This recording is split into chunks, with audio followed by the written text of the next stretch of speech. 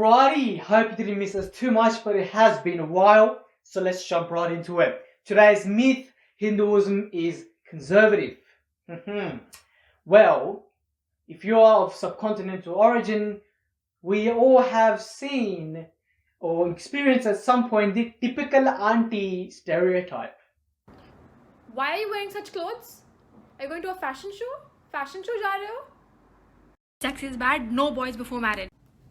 I'll be out till 12. No problem, beta. Go have fun. Hey mom, can I go out with my friends? I'll be back by 10 o'clock. Hey! Why so late? Why so late? But you let brother go till 12. When I die, then you will realize.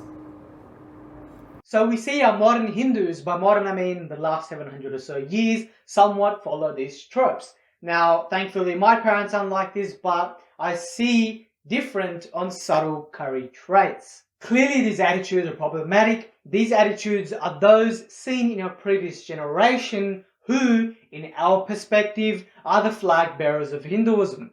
But ladies and gentlemen, the million-dollar question for why we are here today is, are these values actually Hindu?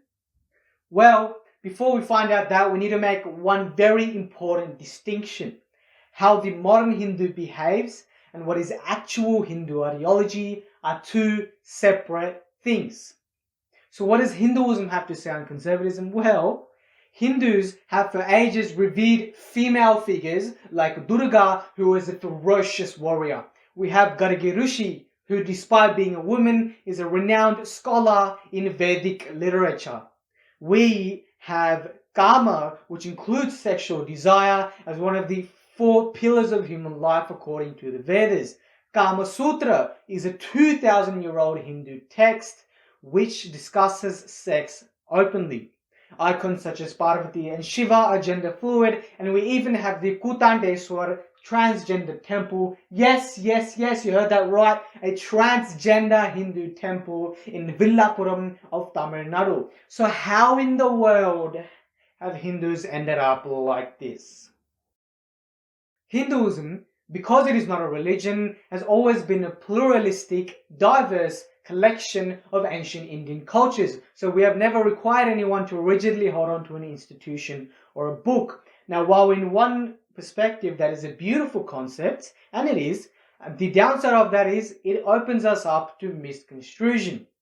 Because over 4,000 years plus of civilizational experience, India has undergone its own societal conflicts, as every society does, but we have also been invaded not once, not twice, but 3 times by the Greeks, by the Islamic Mughals, and the British, who have all tried to replace our culture with theirs.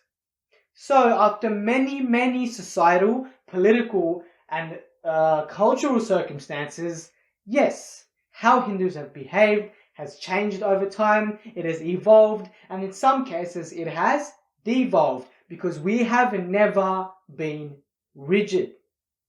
But this is independent of what the original universal scriptures, ideologies, and saints had to say, which can give you a better understanding of the true nature of Hinduism.